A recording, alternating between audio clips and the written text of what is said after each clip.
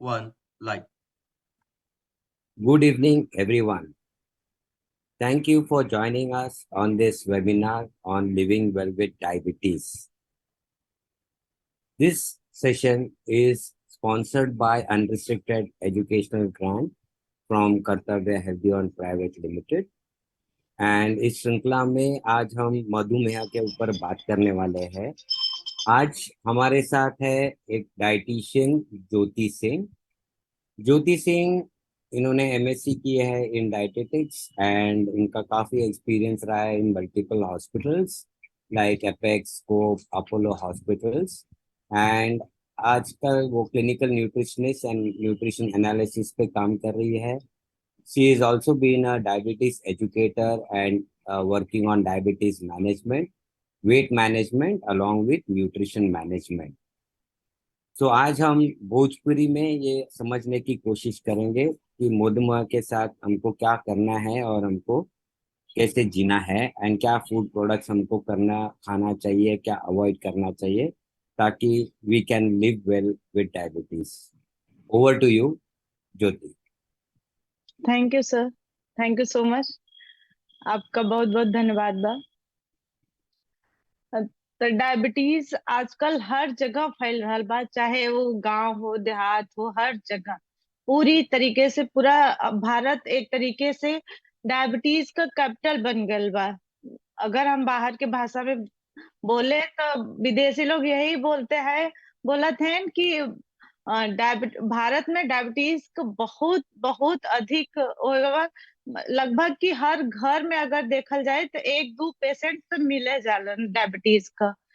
तो यही के खातिर आज डायबिटीज भोजपुरी में डायबिटीज के बारे में जितना भी जानकारी भोजपुरी में हम दे सकीला उतना पूरा दे के कोशिश करल जाए ताकि एक एक व्यक्ति के डायबिटीज के बारे में सब जानकारी पहुंच जाए। तो सबसे पहले हम लोग जानल जाए कि डायबिटीज होला का। तो डायबिटीज अगर अपन खून में शुगर का मात्रा या ग्लूकोज का मात्रा अधिक हो जाए तो वो कंडीशन के हम लोग डायबिटीज कहल जाए।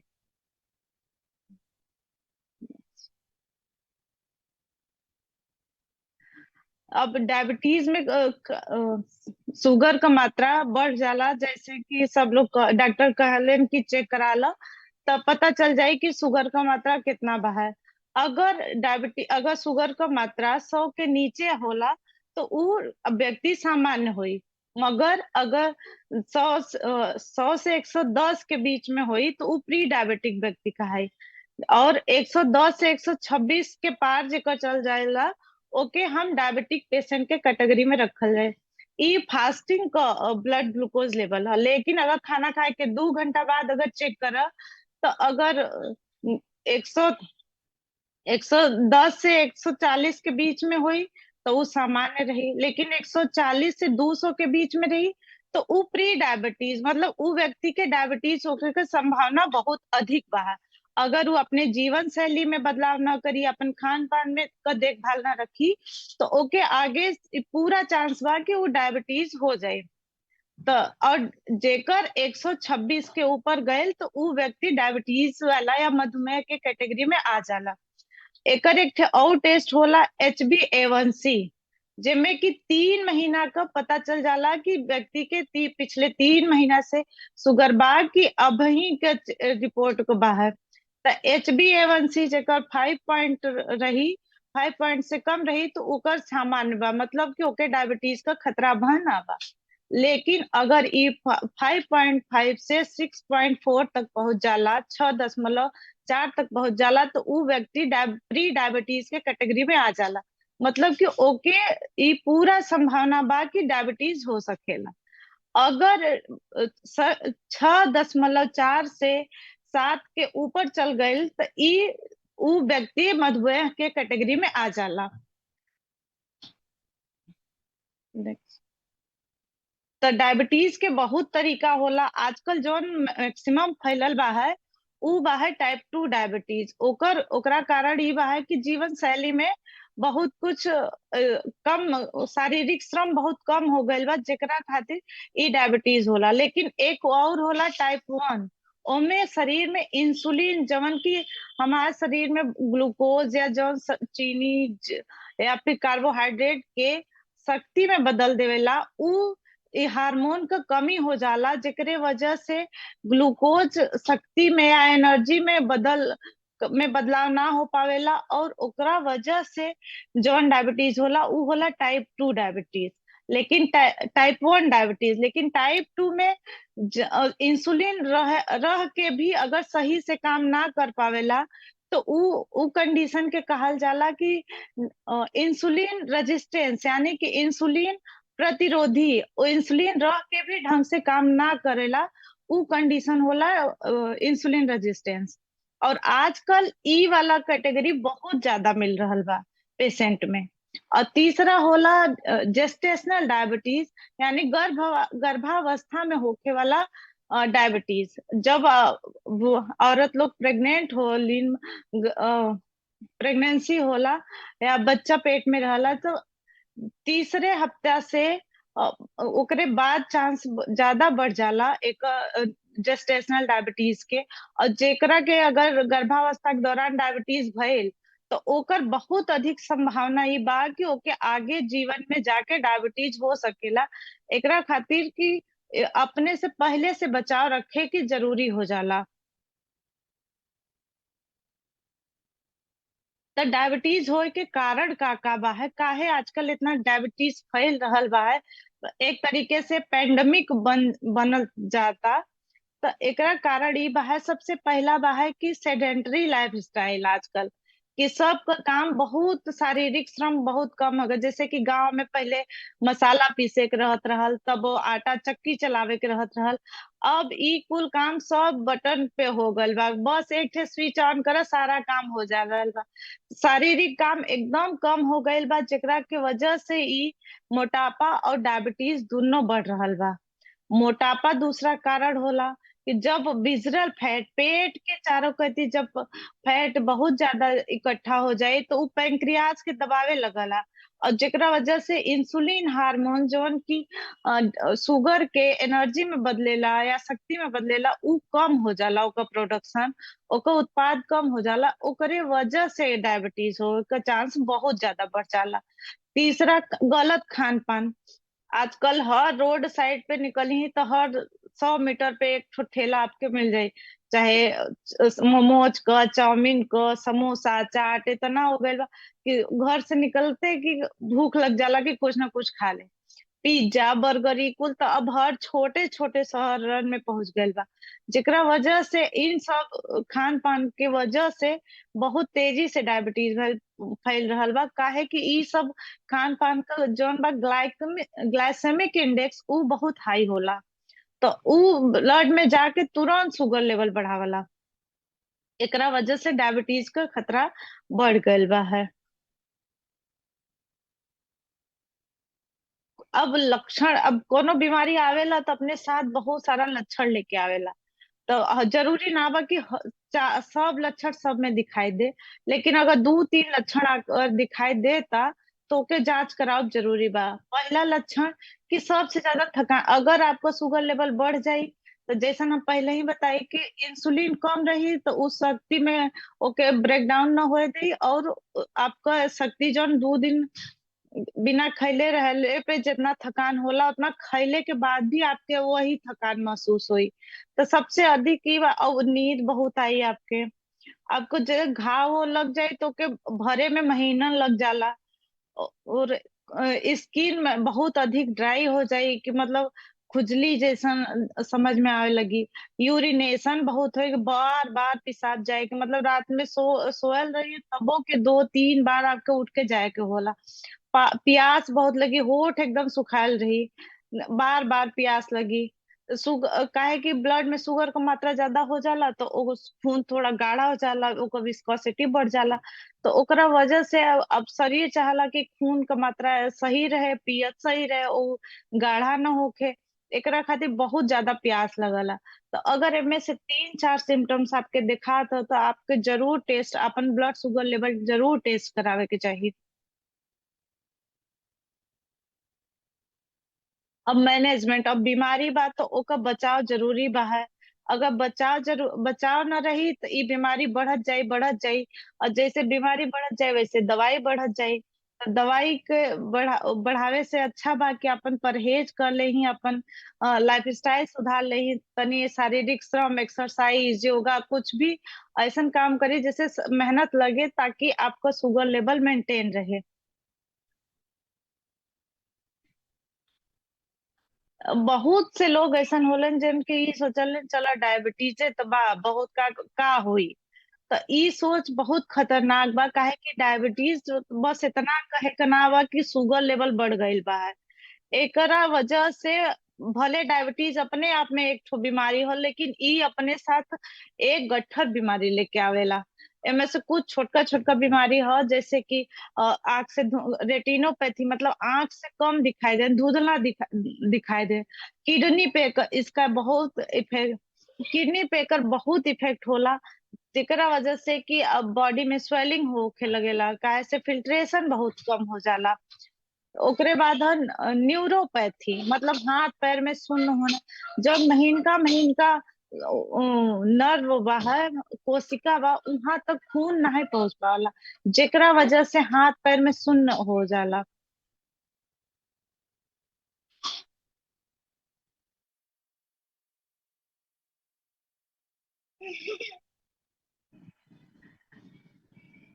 Microvascular, sorry for disturbance.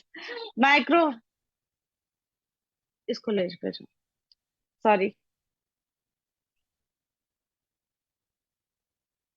Micro disease जो माइक्रो प्रॉब्लम्स होते होकेली वो ही होला कि हार्ट अटैक का है से कि अभी हम बतैली हाँ कि ब्लड ग्लूकोज हो बढ़ जाए के खातिर खून बहुत गाढ़ा हो जाला, जेकरा वजह से ब्लड के पंप करे में बहुत जोर लगला, जेकरा वजह हाइपरटेंशन मतलब बीपी की समस्या हो जाला।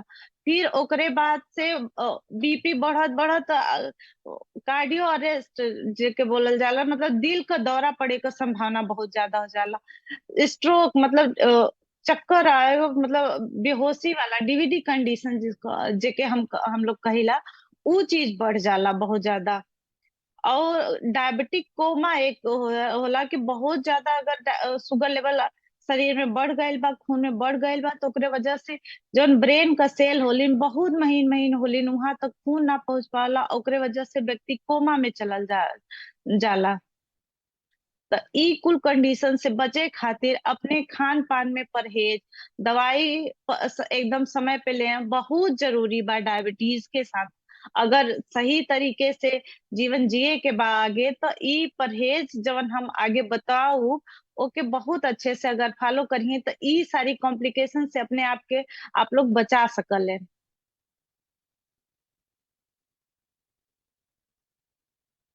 हो गया सर, आगे कर दीजिए। अब बात करब हम लोग की मैनेजमेंट, अब एक मैनेजमेंट कर, तो मैनेजमेंट के लिए हम बतौनी है कि पहले आपके दवाई टाइम पे लेवे के खातिर जवन डॉक्टर बता दे, ई ना कि 2-3 महीना दवाई ले ली, अब तो शुगर हमारा नॉर्मल आवे लगल तो अब हम दवाई बंद कर दे।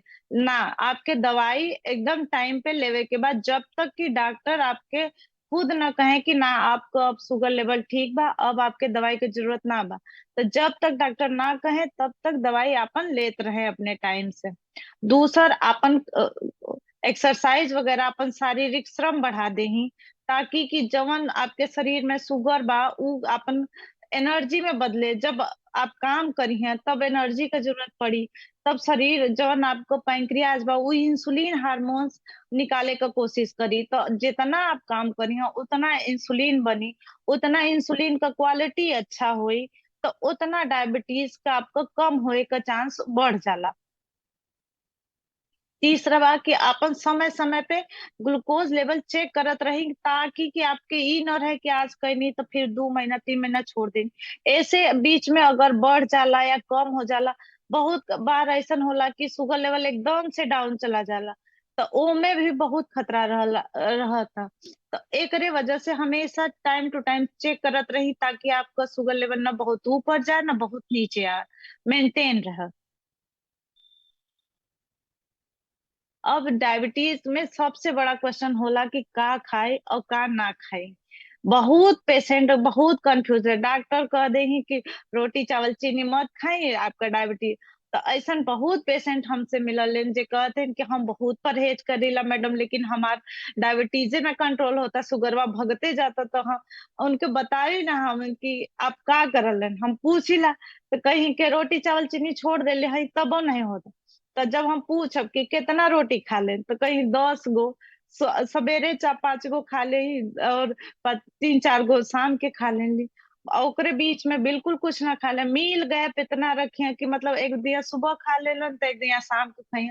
तो एकरा वजह से भी कि शुगर लेवल बहुत ज्यादा बढ़ जाला। तो मील गैप ना रखे के हर 2-3 घंटा पे कुछ ना कुछ खाए के। अब कुछ ना कुछ खाए का मतलब ये थोड़ी है कि दिन भर रोटिए खाए का।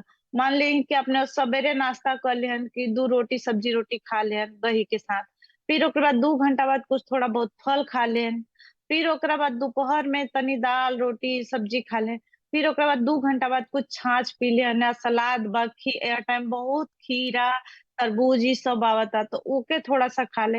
लेकिन सबसे ज्यादा जरूरी बा क्वांटिटी, कि मतलब तनी थोड़ा थोड़ा करके कई दिया खाई है तो शुगर लेवल जौन बहुत ज्यादा मील गैप हो जाला, खाने में बहुत गैपिंग वो आपको कम हो जाए तो शुगर लेवल मेंटेन रहेगा बहुत हद तक। अब खाना में का खाए के ह का ना खाए के ह एकरे बारे में हम लोग जानल जाई। तो सबसे पहले कि खाना में हमें सबसे पहले हरी सब्जी बहुत। अब यहाँ भारत में का होला कि एक कटोरी सब्जी ले लेली तो ओकरे साथे 2 गो 3 गो रोटी खा। ना ऐसा ना करे के, अगर एक कटोरी सब्जी है तो ओकरे साथे खाली एगो रोटी खाई, या 2 गो मैक्सिमम 2 गो, ताकि आपको फाइबर और आपका कार्बोहाइड्रेट दोनों मेंटेन रहे। और हर खाना के साथ थोड़ा का प्रोटीन लेब जरूरी बा, चाहे दाल के रूप में, चाहे दही के रूप में, चाहे पनीर के रूप में। तो कुछो कुछो करके ऐसे ही, नहीं कुछो बात तो सोयाबीन बा ओके ले लेही, या भीगा हुआ मूंग ले लेही सलाद के रूप में। इसे तनी तनी करके लेत रही तब कार्बोहाइड्रेट प्रोटीन फाइबर तीनों बराबर रही, तो शुगर लेवल अचानक से जब स्पाइक हो जाला, जब एकदम से बढ़ जाला, तो ऊ कंट्रोल रही। फ्रूट्स में बहुत सारे लोग, बहुत ऐसा लोग मिललन जी ई बोलत हन कि ई डॉक्टर मना कर दिलन कि फल न खाएं, ई फल मत खाएं, ऊ फल। ऐसा कुछ नहीं है, आप फल थोड़ा मात्रा में सब फल ले सकलेन। बस कुछ 4 फल के ग्लाइसेमिक इंडेक्स जेकर बहुत ज्यादा होला, जैसे कि केला बा, बहुत पका केला, अगर हल्का कच्चा केला बा तो कभी कभार एक आध केला आप खा सकल, लेकिन अगर बहुत पका केला बा तो ओके ना खाएं। और पका आम और खरबूजा, एक दो तरीके का, एक तो तरबूज होला, एक दो खरबूज होला। तरबूज जेकरा जेकरा के हिरमाना भी कहल जाला, और खरबूज छोटा सा होला, पीला पीला होला। तो ओ दोनों में कंफ्यूज रहलन काफी पेशेंट। लाल वाला जन तरबूज होला जिसमें काला काला बीज रहला, उ थोड़ा मात्रा में ले सकलन, लेकिन खरबूज का ओकर ग्लाइसेमिक इंडेक्स बहुत ज्यादा होला, तो ओके अपने डाइट में शामिल ना करें। और तीसरा बा है पका अंगूर। अंगूर का भी ग्लाइसेमिक इंडेक्स बहुत ज्यादा होला, तो एकरा खातिर अंगूर और खरबूज पका आम ई 4 फल छोड़ के बाकी आप सेब संतरा अनार, अ, ये तरबूज ई सारा फल, नाशपाती पपीता ई सब खा सकले, लेकिन क्वांटिटी का अपने पूरा ध्यान रखी। डेयरी प्रोडक्ट मतलब बहुत पेशेंट ऐसा होलन कि दूध एक एक 2-2 लीटर 2.5-2.5 लीटर की रोटी, अपना रोटी चावल ना खाए ला मैडम, मिठाई ना खा ले तो दूधो ना खा सकेला।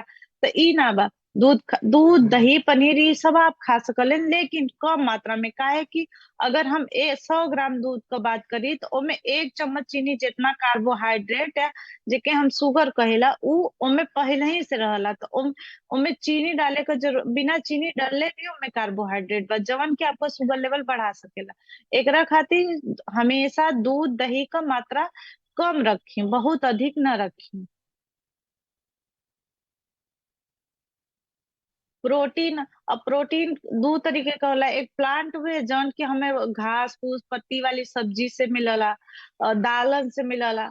और दूसर प्रोटीन होला जौन की एनिमल प्रोडक्ट, मतलब कि मीट मांस अंडा इन सब चीजों से मिलला।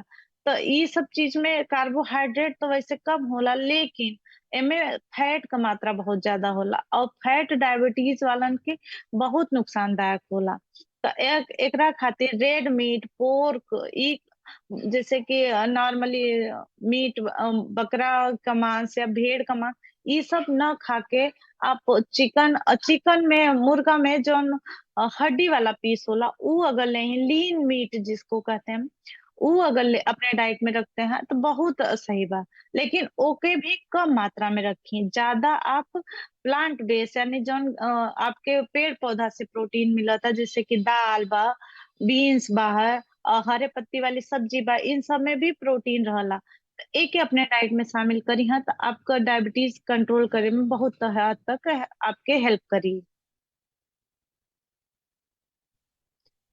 फैट जैसे हम बतावनी है कि दो तरीके का फैट होला, गुड फैट और बैड फैट। गुड फैट जौन प्लांट बेस मिलता, जैसे कि एमे देखवले बा कि अवाकाडो, वो हमारे देश में तो मिलला। तो लेकिन तो जवन मूंगफली से तेल मिलता, नारियल से तेल मिलता है, आपके बादाम, अखरोट, ई सब से जवन तेल मिलता है, फैट मिलता, वो बढ़िया फैट है। लेकिन तो जवन फैट घी जैसे और मांस मीट से जो फैट मिला था, वो फैट उतना अच्छा ना होला। तो ओमे कोलेस्ट्रॉल का मात्रा ज्यादा होला, यह खातिर उ फैट के हम एकदम अवॉइड करी जा, और ई प्लांट बेस्ड जोन आपका फैट बा ओके अपने डाइट में शामिल करें। अदर प्रोडक्ट, आजकल गर्मी बहुत पड़ रहल बा और हर कोई के ठंडा मंगा दो, तो ओमे सबसे ज्यादा शुगर होला। तो डायबिटीज पेशेंट आइसक्रीम, ठंडा, ई कुल से हमेशा दूर है। आजकल मार्केट में नया चीज आयल बा कि शुगर फ्री ठंडा कोल्ड ड्रिंक मिलता, कल इम्पटी ड्रिंक।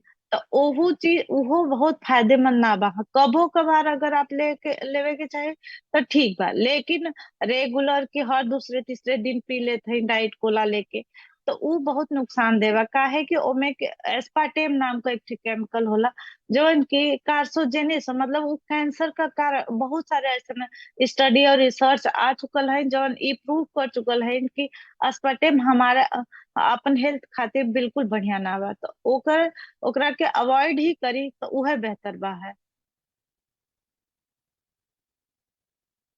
पैकेट वाली चीजें, जितनी भी पैकेट में बंद चीज, हमारे देश का सिद्धांत का रहा कि खाना एकदम ताजा ताजा शुद्ध खाए के, बट ऐसा समय आ गल बा कि हर कोई बासी खाना, पैकेट में बंद खाना तो वैसे ही बासी बा है।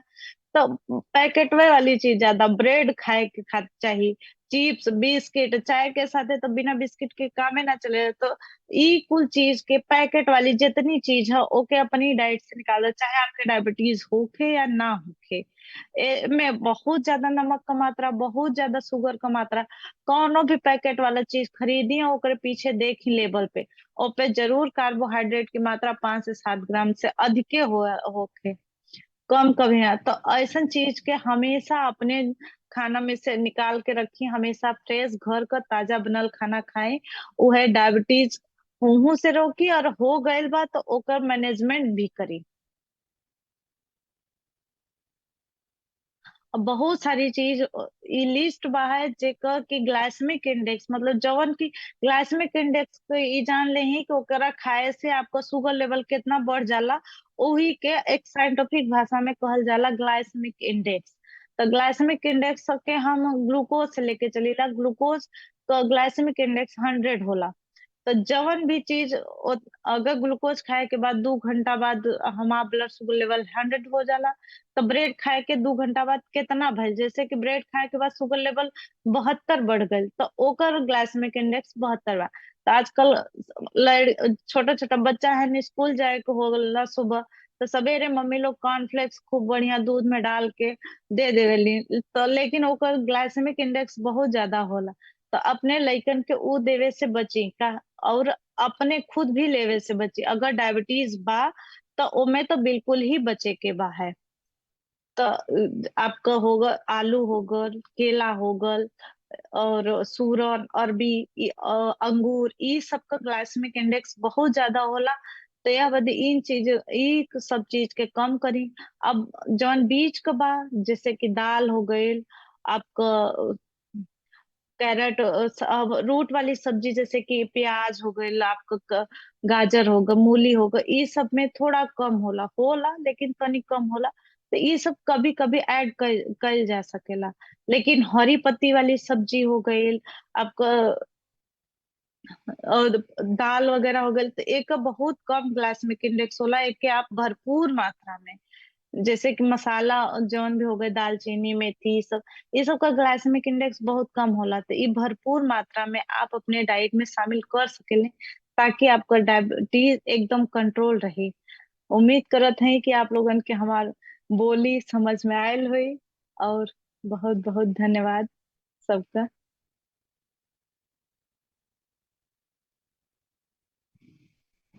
Thank you, Jyoti ji, for this wonderful session. There are some questions जो आए हैं उसके बारे हम्म, में आपको पूछेंगे। जी बताइए, बिल्कुल।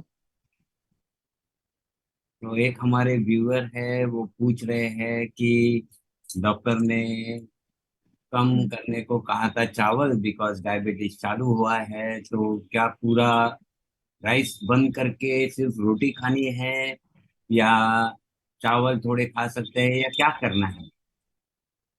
देखिए, ये बहुत टफ जीवन होला, का है कि यूपी और बिहार के अगर हम बात करी पर्टिकुलर, तो वहाँ बिना चावल खाए ऐसा लगला कि जीवने न जियत है। और 2 दिन रोटी खाए के हो जाए तो वैसे ही आदमी बीमार लगे लगेला। तो ई जब हम कैलोरी आपको काउंट करीला, या कोनो भी डाइटिशियन के पास जब आप जाइए तो वहाँ आपको पता चला था, तो कार्बोहाइड्रेट का एक मात्रा होला कि इतना से इतना मात्रा देवे के ह। मतलब एक नॉर्मल अगर हम 65 किलोग्राम का आदमी की बात करिए, तो ओके 200 से 220-40 तक का कार्बोहाइड्रेट हम लोग दे सकीले। तो ओमे हम रोटी इंक्लूड करी चाहे चावल इंक्लूड करी, तो उ बराबर होला। चावल यह से मना करलन डॉक्टर कि ओकरा खाए से भूख जल्दी लग जाला, काहे कि ओमे फाइबर क मात्रा कम होला। रोटी में फाइबर क मात्रा तनी ज्यादा और प्रोटीन क मात्रा तनी ज्यादा होला, बस इतने अंतर है। और जबकि चावल अगर मार निकाल के बना देही, पसा के बना देही, तो ओमे शुगर क मात्रा कम, रोटी से भी कम हो जाला। लेकिन रोटी अगर हम खाइला, तो एक रोटी अगर खाइए तो 30-40 ग्राम का हमें पता चल जाला। लेकिन चावल का क्वांटिटी पता ना होखेला कि जितना खा चला जा। तो एकरा खातिर मना कर और जब रोटी और चावल दोनों साथ में खायल जाला, तब ई मात्रा और ज्यादा बढ़ जाला। तो जैसे अगर आपके कभी चावल खाए का हो, तो कोशिश करें कि दोपहर में आप चावल लें, और कम क्वांटिटी में। जैसे कि अगर आप 1 कटोरी चावल, 1 कटोरी दाल लेत रहनी पहले, तो आधा कटोरी चावल ले लें, 1.5 कटोरी दाल ले लें, तो वो बैलेंस हो जाए। तो कभी कभी अगर खाए को हो, तो यह तरीके से आप अपने डाइट में चावल शामिल कर सकेला। ओके। एक अनदर व्यूअर है, वो पूछ रहे हैं कि ज्यादा करके ब्रेकफास्ट में अच्छा खाना क्या होगा डायबिटीज पेशेंट को? जौन चीज में पानी की मात्रा और फाइबर की मात्रा ज्यादा रहे, जैसे कि दलिया, जब हम गेहूं का दलिया या इडली बना ले, या ढोकला बना, तो ओमा का होला, प्रोटीन वाला चीज होगा, जैसे चीला हो गई, इडली हो गई, डोसा हो गया, तो में दाल का मात्रा ज्यादा बा, तो में फाइबर और प्रोटीन बहुत अच्छा मात्रा में मिल जाला। लेकिन अगर जैसे दलिया बनाया जाए, तो दलिया में कार्बोहाइड्रेट रहला, लेकिन अगर आधा कटोरी दलिया डाली जाए, तो उसमें 1.5 कटोरी पानी, तो उ क्वांटिटी में तो ज्यादा दिखाला, पेट भी जल्दी भर जाला, और कार्बोहाइड्रेट का मात्रा भी हमारे शरीर में कम जाला। तो जेकरे वजह से अगर वह हम रोटी खाई वह उतना गेहूं को, तो वो एके ठे रोटी हुई, और एक रोटी खाए के बाद लगी कि तनी कुछ और खा ले। तो एकरा खातिर या तो प्रोटीन दाल वाली चीज बना के खा लेही, या तो अगर दलिया या सूजी उपमा वगैरह बनाते हैं, तो मैं पानी का मात्रा थोड़ा ज्यादा रखी। ओके। और एक हमारे व्यूअर पूछ रहे हैं कि क्या इंसुलिन मतलब लेट स्टेज है, या इंसुलिन इज गुड एंड लेना चाहिए? देखिए, दवाई का अलग रोल होला, इंसुलिन का अलग रोल होला। इंसुलिन तभी चालू डॉक्टर करलन जबकि उनके दवाई को मैक्सिमम डोज से भी इंसुलिन जवन से बने चाहिए वो ना बन पावेला, तब हमें बाहर से इंसुलिन देवे के जरूरत पड़ला।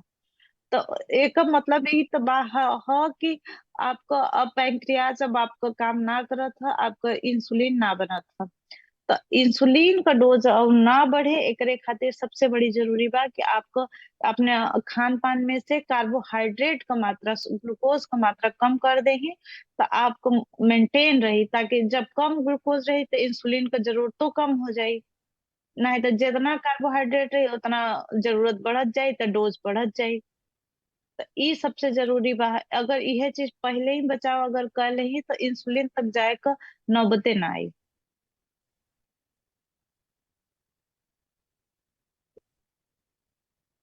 ओके। और एक क्वेश्चन है कि कोलेस्ट्रॉल को कंट्रोल करने के लिए कौन से टाइप का खाना ज्यादा अच्छा रहेगा? देखिए कोलेस्ट्रॉल जो हो तो वो ज्यादा खाना के थ्रू तो ना जाला, लेकिन लीवर के डिफेक्ट के कारण जो बैड कोलेस्ट्रॉल एलडीएल जेके हम लोग कहले, वो लीवर प्रोडक्ट प्रोडक्शन लीवर में होए लगला, तो लीवर का हेल्थ का ध्यान रखब बहुत जरूरी बा है। और ओकरे साथे ओमेगा 3 गुड कोलेस्ट्रॉल अगर हम अपनी डाइट में हम लोग शामिल करी था, तो वो बैड कोलेस्ट्रॉल के बांध के ओके बॉडी के बाहर निकाल देवेला। तो ओकरा खातिर अनसैचुरेटेड फैट जैसे कि मूंगफली, नारियल, सूरजमुखी का तेल, ई सब तेल, ऑलिव ऑयल, ये है सरसों का तेल है, अलसी का तेल है, ये सारी चीज ये सब अगर डाइट में शामिल करिहा तो बैड कोलेस्ट्रॉल आपको कम होए का संभावना ज्यादा बढ़ जाए।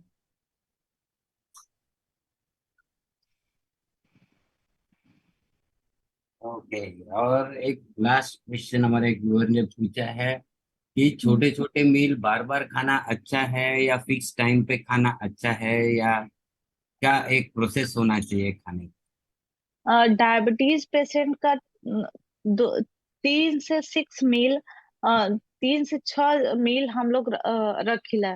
काहे कि जरूरी ना बा कि हर बार खाना ही हो कि रोटिये खाए का, चावले खाए का या दलिये खाए का, ना कुछ जैसे कि खाना दोपहर में खाना खा ले, तो अभी सत्तू का सीजन है तो एक गिलास सत्तू घोल के पी ले ना, तो छाछ पी ले, दही खा ले, या जौन सलाद रहता हम लोग खाना के साथ खाइला तो ओके बाद बगल में रख के ओके हम बाद में खा सकेला 2 घंटा बाद। या तो कुछ सीड बा, चाहे बादाम, अखरोट या सूरजमुखी का या पंपकिन सीड है, तो ओके अपने साथ रखी कि जब 2 घंटा हो जाए खाना के तो ओके खा ले।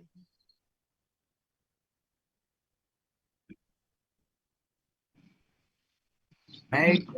So thank you, Jyoti ji, for this session and trying to make it in Bhojpuri so that हमारे भोजपुरी ऑडियंस को भी समझ में आए. And thanks team Kartavya for arranging and executing this program well. Thank you. Thank you so मच सर।